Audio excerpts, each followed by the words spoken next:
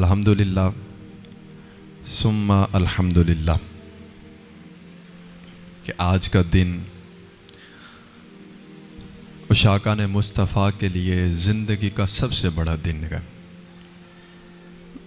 اور خالق کائنات کا جتنا شکر ادا کریں اتنا کم ہے کہ ہم جیسے گنہگاروں کو ایک بار پھر حضور پاک علیہ الصلاۃ والسلام کی ولادت باسعادت کا دن منانے کی توفیق عطا فرمائے۔ نہیں تو ہمارے نصیب کہاں، نہیں ہم جیسے نکمے کہاں اور حضور کی ذات کہاں۔ یہ اس کا کرم ہے کہ ہمارے اوپر یہ انعام فرمایا کہ مصطفیٰ کریم علیہ الصلاۃ والسلام کی ولادت کی خوشیاں ایک بار پھر ہمیں نصیب فرمائی۔ ہر بندہ محبت کے ساتھ صرف ایک بات سوچ کر جواب دے، خود سے پوچھے اور خود اس کا جواب دے کہ مجھے بتائے یار پریشانیاں کتنا زیادہ تھی۔ ہر دوسرا بندہ پریشان تھا، کسی کو کس چیز کی ٹینشن، کسی کو کس چیز کی پریشانی، کیا پتہ نہیں کدھر کدھر لوگ چل رہے تھے۔ لیکن بتائیے آج کی صبح جب ہوئی ہے کوئی بندہ پریشان ہے؟ ہر بندہ خوش ہے، ہر بندے کے چہرے پر مسکراہٹ ہے۔ اور جب صبح کے وقت نماز کے لیے آ رہے تھے ایسے لگ رہا تھا کہ کوئی نو بہار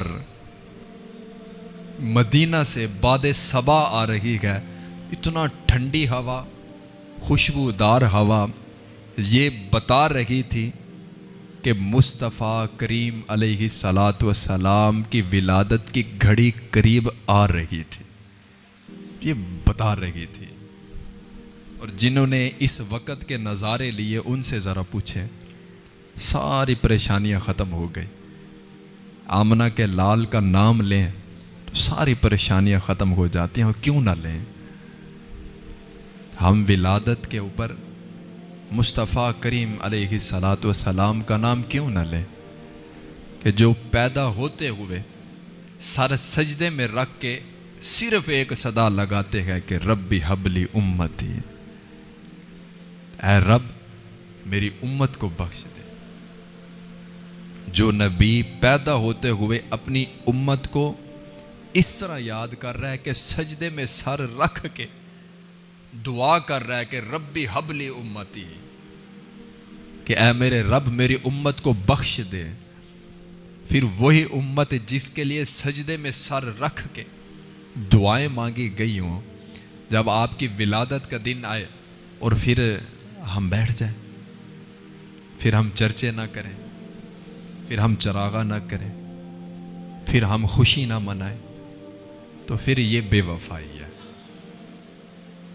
کہ حضور پاک علیہ الصلاۃ والسلام کی وفا اور ہماری طرف سے وفا نہیں جفا۔ میلاد مصطفیٰ یہ لفظ بڑا دیکھنے کو ملتا ہے، پڑھنے کو ملتا ہے۔ کوئی محفل کروائے تو کیا کہتا ہے؟ محفل میلاد مصطفیٰ۔ آپ نے کبھی اس لفظ پہ غور کیا ہے؟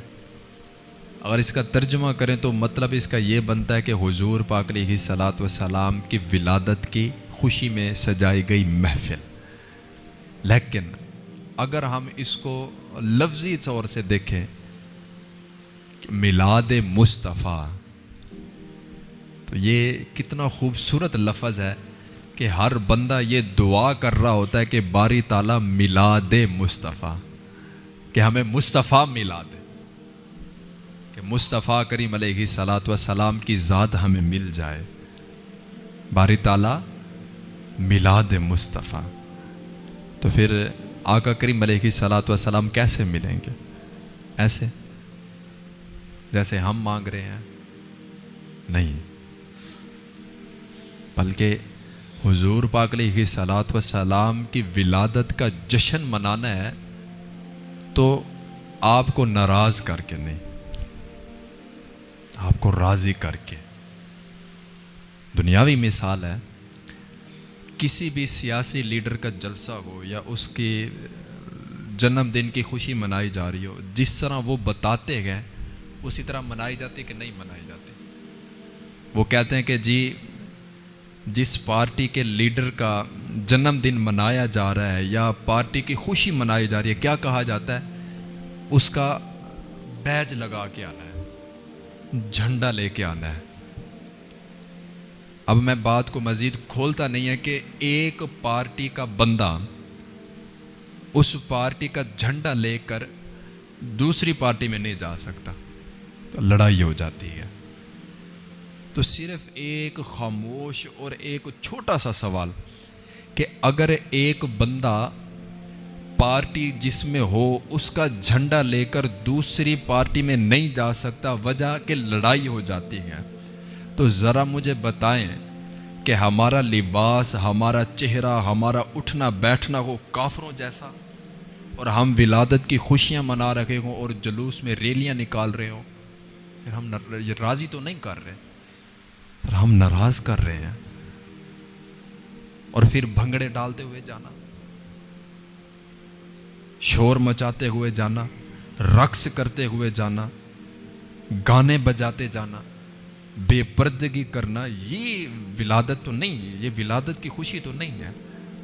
حضور پاک علیہ الصلوۃ والسلام کی ذات بابرکات وہ رحمت بن کر آئی کہ اپنے تو کیا غیروں کی بچیوں کے سر پر آپ نے پردہ رکھا، دوپٹے رکھے، اور یہ امت جس نبی کی ولادت کی خوشیاں منا رہی ہے، کس انداز میں کہ ماں بیٹی کے سر پہ دوپٹہ ہی نہیں ہے، یہ تو ولادت نہیں ہے۔